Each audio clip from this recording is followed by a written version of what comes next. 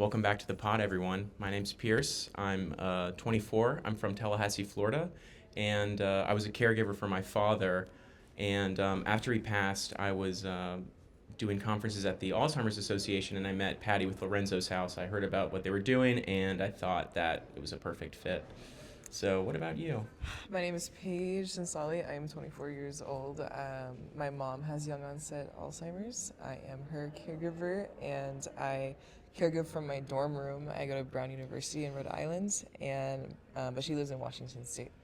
And I found Lorenzo's house actually through a recommendation by a doctor. They're like, you should check them out, and I did, and the rest is history. I'm so happy to be here. What's it like? What's it like have caregiving from Leon? Caregiving from Leon. I mean, so I schedule somebody to come see her every day, just to make sure she takes her medication. She's still in the early stages, so it's not too bad, but there's still a lot of stress that's involved. I have to make sure all of her groceries are delivered. I have to make sure she's not driving anymore, so Yeah. making sure that people pick her up for her doctor's appointments, and she calls me at time change now is 9 hours difference, so I'm getting calls at different hours of the night. But it was also like that when I was at Brown. She kind of will call me whenever, and it's been a mix of like I've been able to talk so openly and freely about being a caregiver, whereas before it's something you always have to like be prepared to give so much more context. Yeah. And now I don't have to give any context. Yeah. Which is Everyone great. just kind of gets it. Yeah. Which is nice. Yeah. Yeah. What about you? What excites, or actually no, why did you say yes to joining NEXTGEN? And what is NEXTGEN? That's a great question. Well, NextGen is a global advocacy movement, part of Lorenzo's house, and we're really fighting for dementia justice, and that means something different for each person, I think, kind of depending on what their experience is.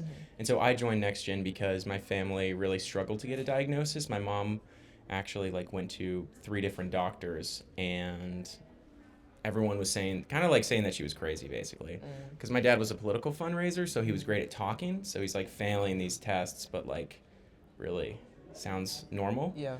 And so I think that if he had been diagnosed earlier, when he was diagnosed, he was already in Alzheimer's. He was past MCI.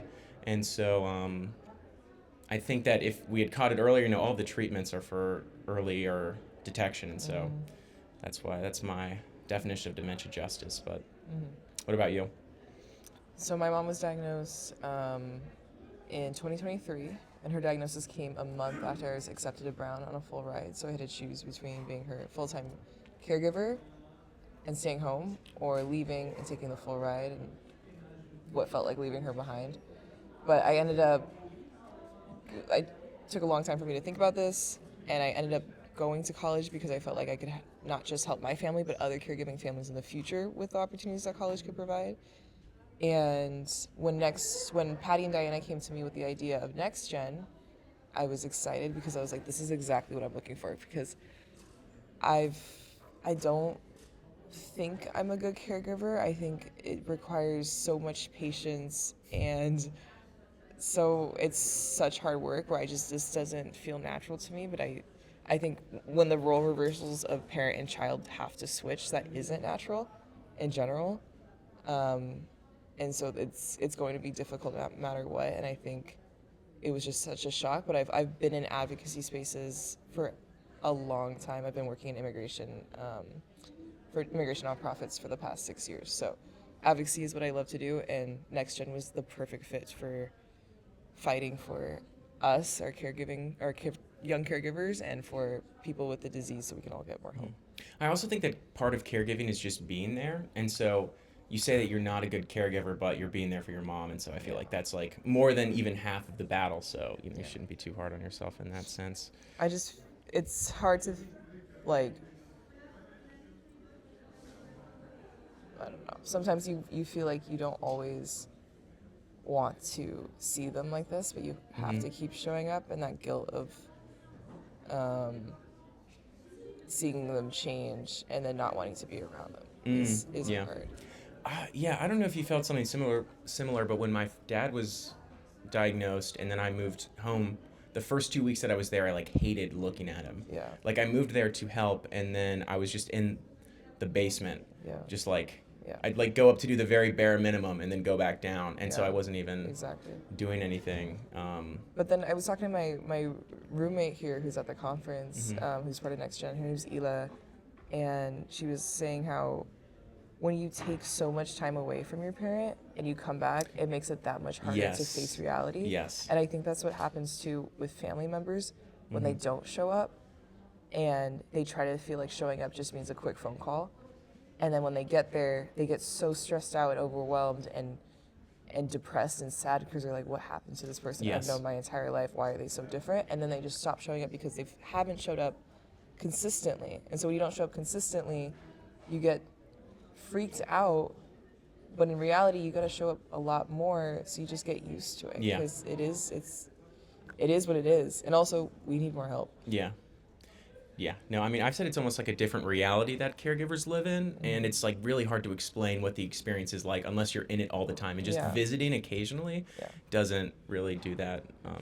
But So when you think about the future, what impact do you think that the NEXTGEN movement is going to have on the world?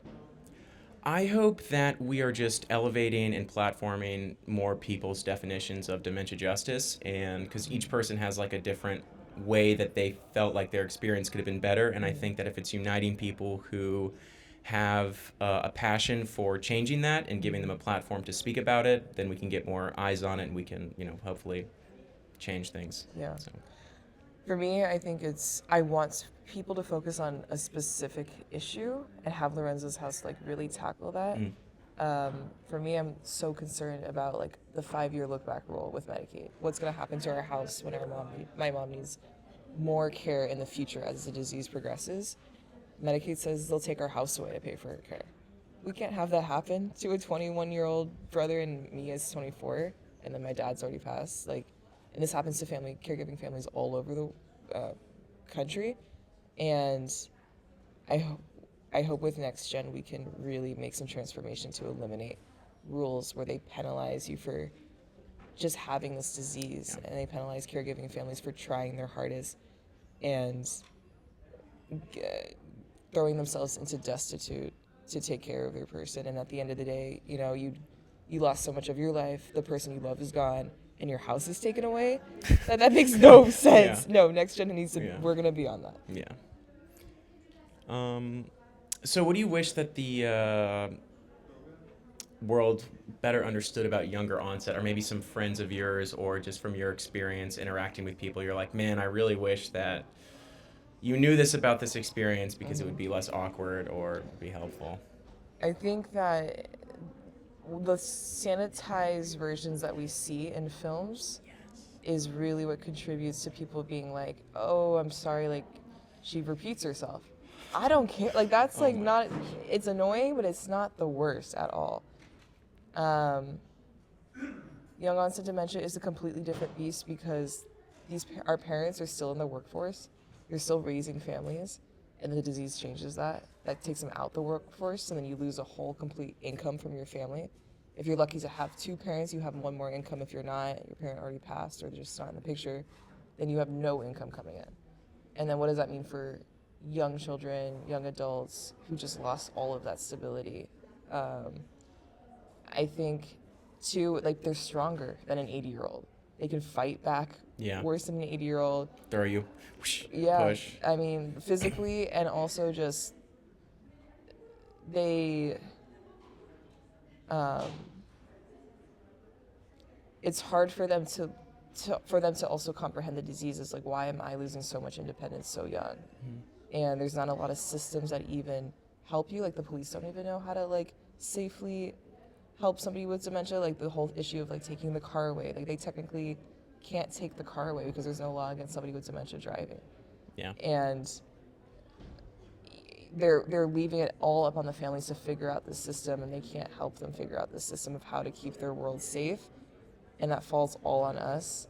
And it's so hard when you're trying to also go to college at the same time or work a job. Yeah. Yeah, I mean, I just completely agree that it's so much more than memory loss, and it's this whole physical element to it, and it's this whole financial element, and it's not just that my dad doesn't know my name, it is that my dad doesn't know my name, where he is, and hates taking a shower and throws my mom across the room, Mm-hmm. and this whole other sort of Yeah, world with it. it's not cute. But what would you say to someone who's watching this and thinking about becoming a next gen member?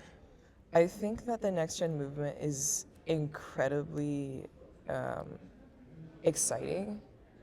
We've like at this conference, you're just our whole booth is radiating energy. People just Yeah. come to us because they're so curious about like why are all these young people here? One, and then why are they making so much noise? Two, and why are they so happy? Like we're so full of joy. We're laughing all the time, and people just find that infectious, and they are like, wait, I want to be part of like a bunch of young people who are incredibly interesting, who are filmmakers, who are stand-up comedians, who are going to fashion school. Like dementia is not our entire life, but it has changed our entire life. And we have all of these different skills and abilities. And for anybody who's interested in joining this movement, who has no connection to caregiving, who has no connection to dementia whatsoever, we still need your skills and abilities, um, because they will contribute to this movement in one way or another with different ideas, with just things we haven't thought about before, because you all bring a complete, unique perspective. And I think the skills that you learn from people who are going through such an intense journey at such a young age, you also learn to be so much more empathetic and open minded. Um, and that empathy can translate it across so many different areas of your life, too. Hmm. Yeah, I mean, it's what's also great about it is it's like this group of people who have found each other, and like you were kind of saying, it's a cross section of the entire world. It's not just scientists, it's artists, it's people interested in policy. It's just a group of people who are united by a real feeling that the status quo of younger onset dementia is not enough for No. families, and something needs to change. Yes. And so if that's something that you want to do, you should do it. But if you just like you want to come and you want to talk to people and you Yeah. just want to have a conversation and have there be no sort of like a barrier in the understanding of what your experience is and just be able to say something and have them get it, then it's also a great place for you Yeah. in that way. So, And I also think thinking about aging so young is a little weird, but like aging is a privilege, and hopefully we will all be aging. We will all live a long life. But right now, aging period, regardless if you have dementia, especially in the US, can be very isolating. mhm. And Lorenzo's house wants to try to figure out how do we make it less isolating to age, because when you age, you lose parts of your independence, like not being able to drive or not being able to have the physical ability to do the things you were used to, and your world becomes smaller. And at Lorenzo's house, we want the world to be more connected. We want people to be more community minded. We want people to, like, to be there for one another, and especially for people who are having brain change. Um, so they're not just completely forgotten about and shut behind doors. It's just thinking about what's the world you want to age in. Mm. So, Yeah. yeah. That's it. Great. Thank you so much. Thanks for tuning in. We'll see you next week. See you next week.